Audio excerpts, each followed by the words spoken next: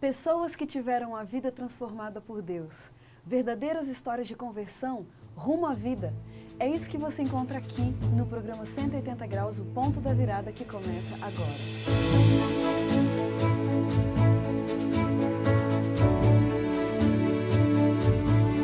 Quando sentimos o toque de Deus na vida, uma mudança acontece.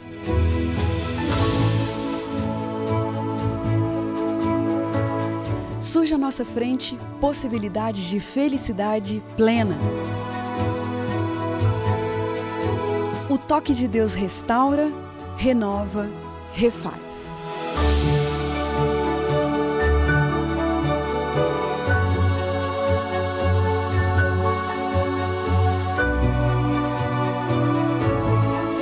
Hoje conheceremos uma pessoa que experimentou essa graça maravilhosa.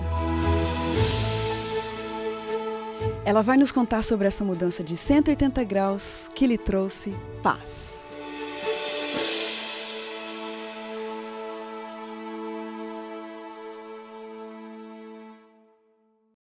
Se olharmos superficialmente, a história da Daniela Thieme Kano tinha tudo para ser perfeita. Neta de japoneses, ela foi educada numa família com costumes bem tradicionais e, juntamente com seus irmãos, sempre estudou nas melhores escolas e também estudou música e um esporte. Finalmente, acabou fazendo medicina para seguir a mesma profissão do pai. Parece uma história perfeita, né? Mas somemos a isso o fato de que ela não tinha certeza da sua vocação, fez medicina sem querer e abandonou tudo para abrir um restaurante japonês em Florianópolis. Depois de um ano, decepcionada com a vida, fumando, percebeu que tudo estava errado. Não conseguia entender como poderia estar morando num lugar que sempre quis, fazendo algo que ela sempre quis, frequentando festas badaladas e não ser feliz. O que estava faltando? Será que era Deus? Vamos saber agora como foi que ela finalmente encontrou a paz e conheceu aquele que é capaz de mudar uma vida em 180 graus. Daniela, que privilégio para a gente ter você aqui. Já faz tempo que eu ficava sonhando com esse momento de poder ter você aqui. Muito obrigada, viu? De nada. Então, fala um pouquinho para a gente da sua infância. Contextualiza um pouquinho para a gente. Então, eu vim de uma família assim, eu sou terceira geração de uma família de japonês. Meus avós vieram no início do século, fugindo da guerra, numa situação super precária. E eu fui educada numa cultura extremamente tradicional japonesa, apesar de estar no Brasil. Então, os meus costumes sempre eram de frequentar uma escola japonesa, né, paralelamente uma escola tradicional aqui no Brasil, para manter a cultura, né? Então, a gente comendo sempre comida japonesa, mantendo o contato, né, com o shintoísmo assim, tradicional e sempre também tendo as amizades, né, as festas e o convívio como se fosse uma redoma, assim, apesar de estar no Brasil só andando com os japoneses. Olha só, mas que interessante, né? Essa realidade de viver numa comunidade, né? Que tinha muita influência sobre você, pelo jeito. Com certeza, inclusive na adolescência, era interessante que em São Paulo tem ainda, né, um clube que eles fecham só para japoneses. É mesmo? Então era uma boatinha, assim, que quando a gente é adolescente, quer começar a frequentar algumas boatinhas e tal, e meus pais permitiam que eu ia nessa boate aí que só frequentavam japoneses. Quando você chegou na sua juventude, qual que era um ideal de felicidade para você vindo dessa base, com essa cultura que você recebeu? Qual era um sonho da sua vida? Então, o japonês tem muito assim, ele é muito regrado, muito disciplinado e também materialista, assim.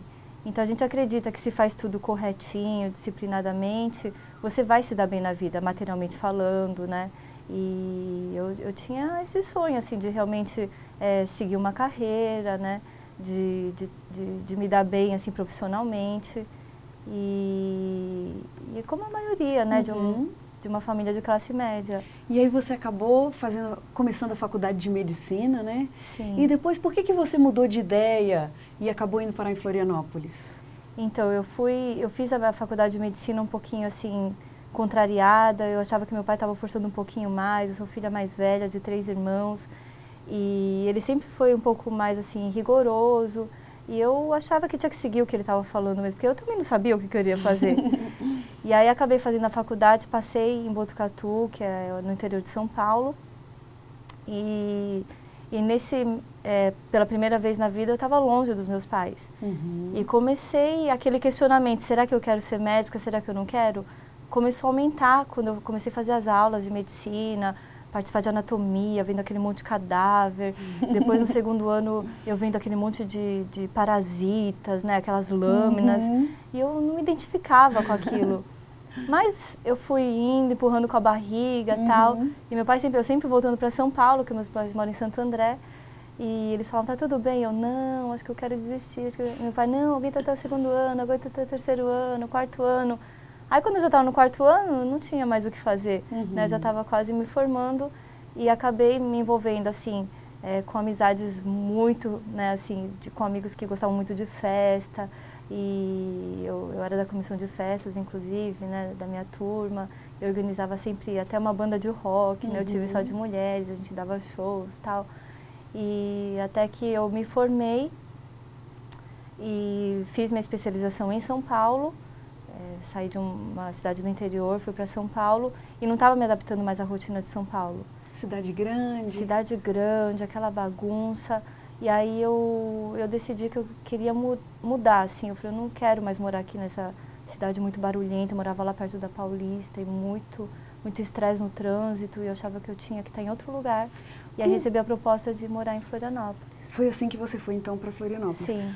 Com todo essa mudança, né, que deve ter acontecido também de você, além de ter saído de junto dos seus pais, que era uma comunidade de muita influência sobre você, ter ido morar no interior e depois voltar para a cidade grande, nessas fases que você teve na sua vida, né, com relação à questão religiosa, você tinha essa consciência espiritual, você tinha esse interesse pelo espiritual, né? Como é que era esse lado da sua vida?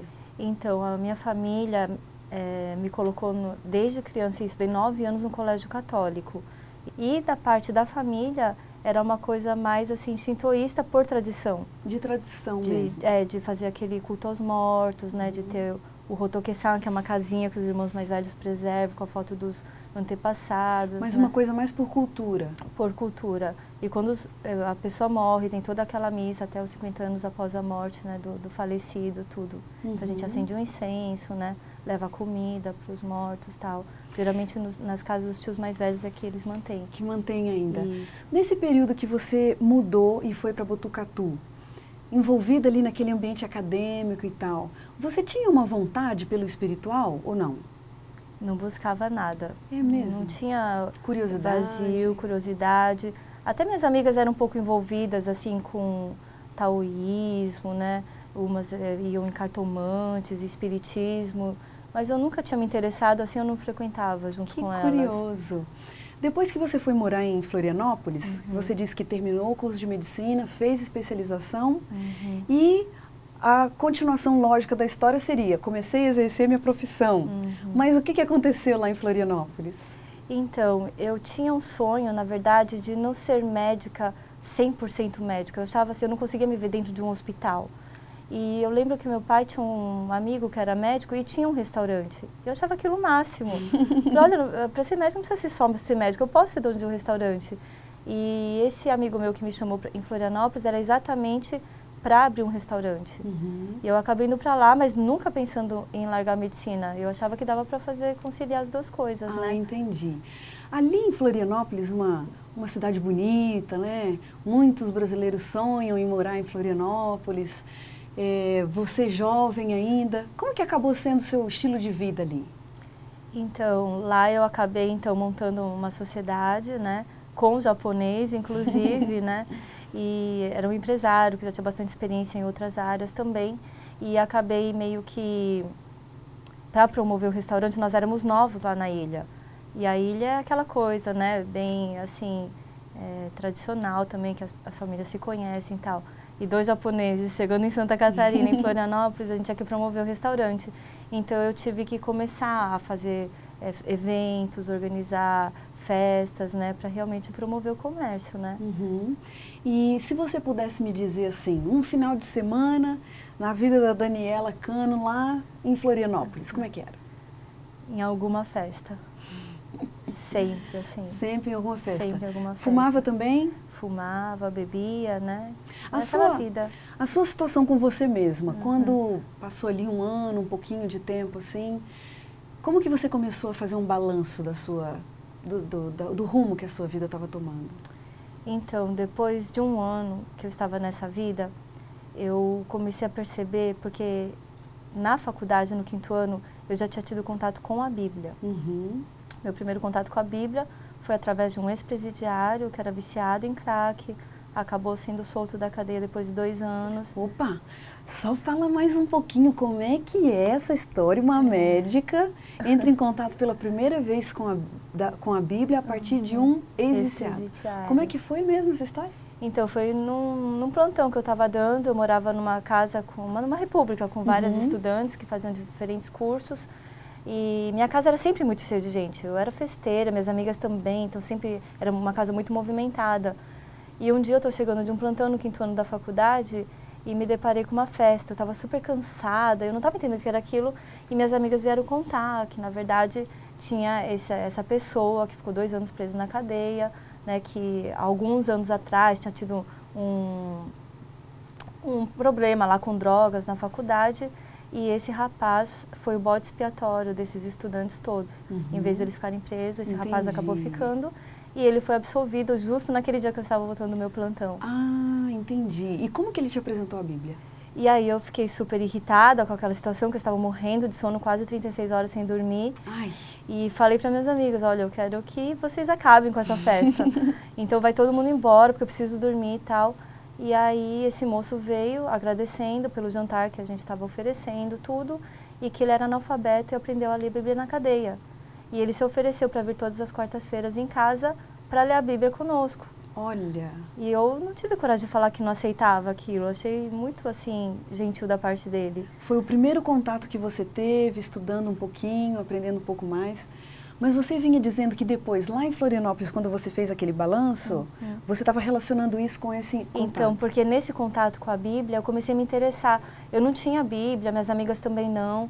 E aí eu liguei para a Sociedade Bíblica do Brasil, encomendamos algumas Bíblias e vieram Bíblias de estudo do Almeida, com capa de couro, com mapas e tal. Que legal! E eu olhando aqueles mapas, eu comecei a me interessar pela Bíblia. Eu não entendia quem que era Jesus, o que quer dizer que ele veio para salvar a gente dos pecados.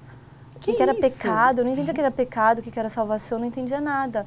E as minhas amigas também não entendiam, e assim a gente começou a se interessar.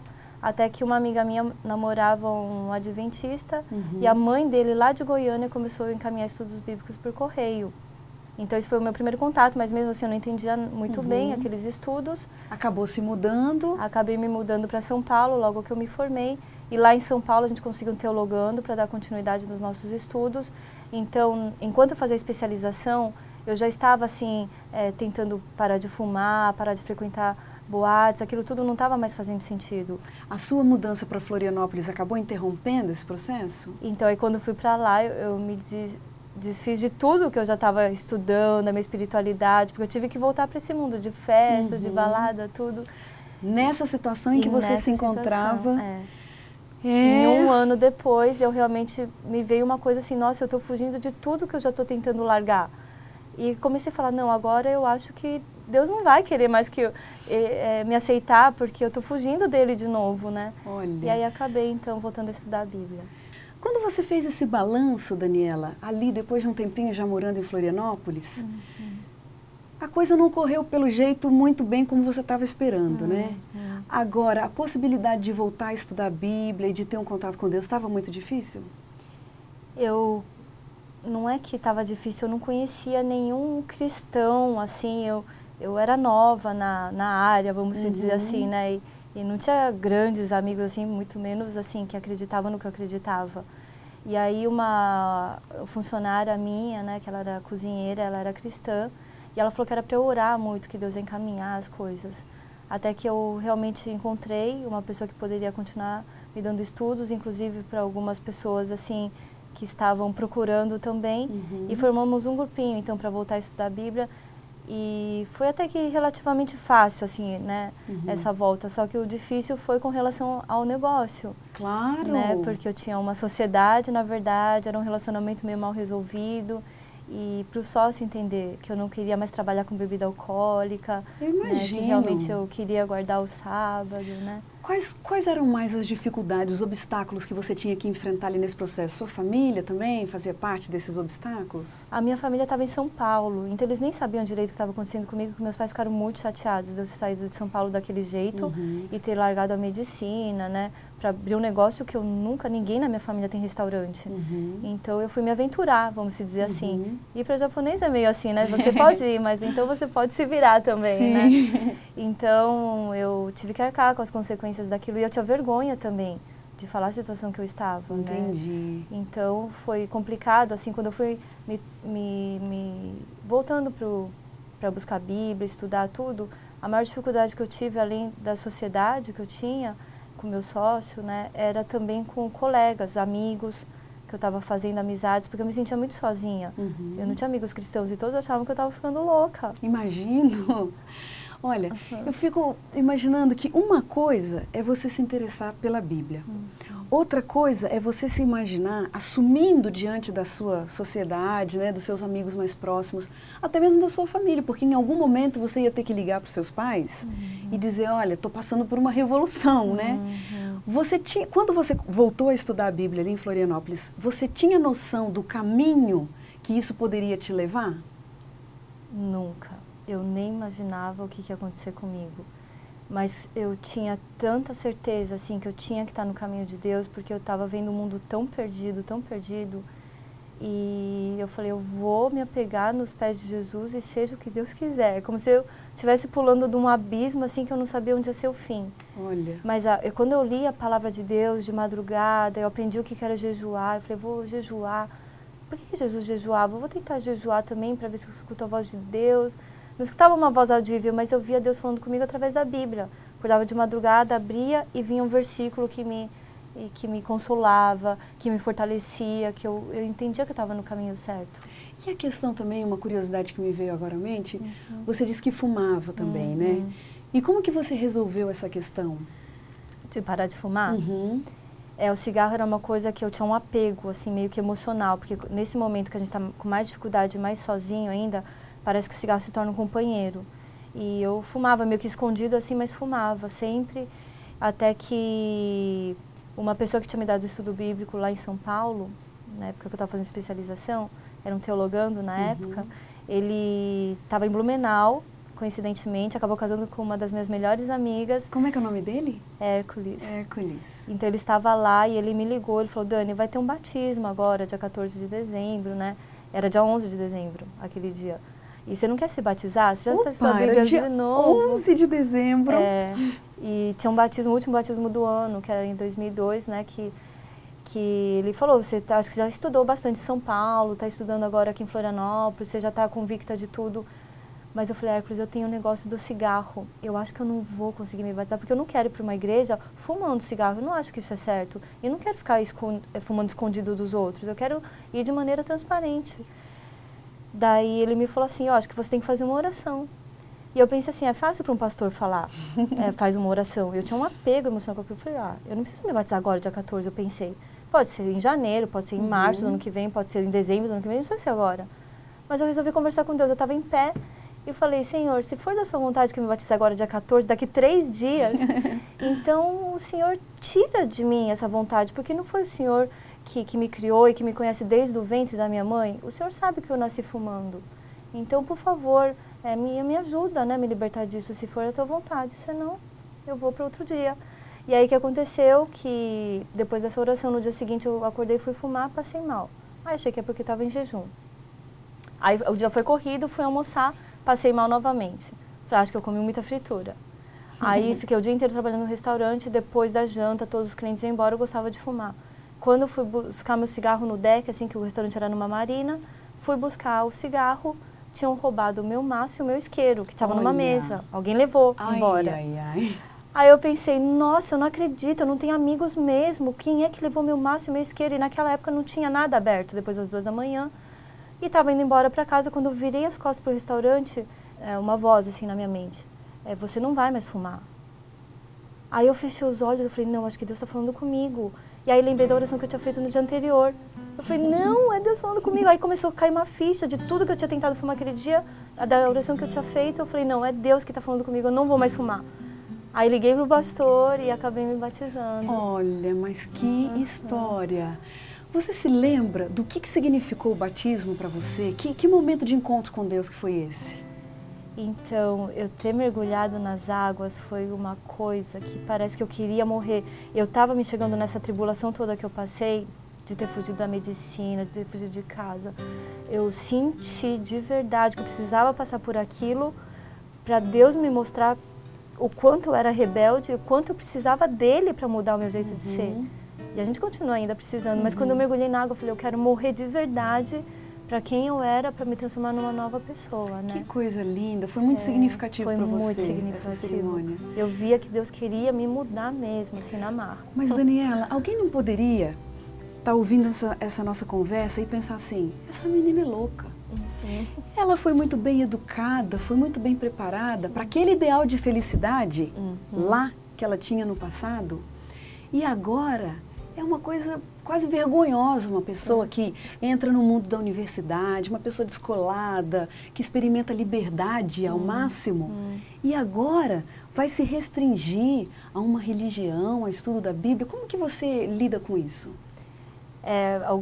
Principalmente alguns amigos assim me questionavam, mas eu percebo assim que na verdade a gente acha que está liberto quando está nesse mundo de festa, isso e aquilo, de fumar quando quer, bebe quando quer, faz o que quer, mas na verdade a gente está no mundo de escravidão, porque isso não traz uma felicidade verdadeira, né? Então quando a gente realmente está acreditando na palavra de Deus, a gente por liberdade de escolha, a gente quer seguir a Cristo e entendendo um grande contexto que a gente está da guerra do bem contra o mal, compreendendo as profecias da Bíblia, tudo, a gente entende que a gente está na Terra com uma missão. E essa missão é que me dá, assim, hoje, o senso de que realmente eu estou com um propósito aqui. A minha vida tem um propósito, eu não estou aqui passeando nessa Terra. Né? Então é isso que me mantém hoje, é isso que me faz, cada dia que eu acordo, assim, falar, Senhor, qual que é a minha missão hoje? Qual que é a minha missão hoje? Que e coisa de me manter linda. viva, né? Quando você olha para trás, Daniela, e vê todos os caminhos pelos quais você passou, com que palavras você descreve o que Deus fez na sua vida? Eu acho que Deus tem muita misericórdia, assim, de mim. Ele realmente estava me amando e me conhecendo desde o ventre, e eu entendo que eu não me conhecia. E quando Ele se revelou para mim, eu entendi que, da impressão que eu me revelei também, parece que eu encontrei um espelho de me enxergar também quem realmente eu era, o que eu estava buscando. Poxa vida, que coisa linda. A gente tem então aqui o nosso momento das perguntinhas rapidinhas, né? Vou te falar uma palavra e você me diz então o que vem à sua mente.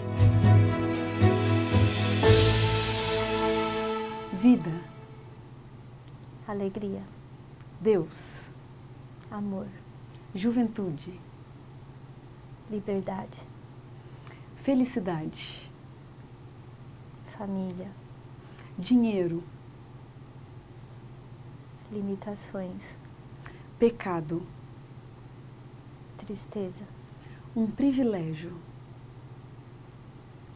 Se encontrar onde Deus te quer. Um sonho. Ver Jesus voltar. Um pedido. Que as pessoas tenham a oportunidade também de um dia ter um encontro com Deus. Uma grande verdade. A palavra. Uma grande mentira.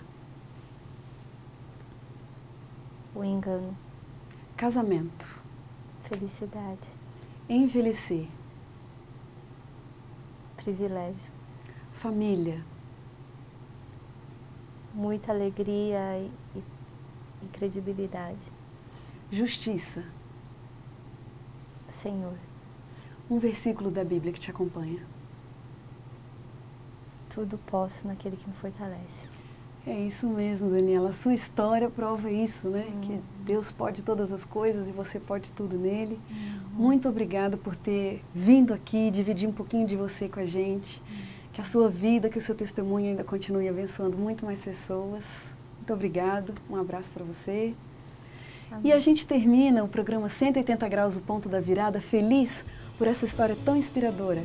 E como diz o texto bíblico, era preciso que nos regozijássemos e nos alegrássemos, porque esse teu irmão estava morto e reviveu, estava perdido e foi achado. Um grande abraço para você e até a próxima semana.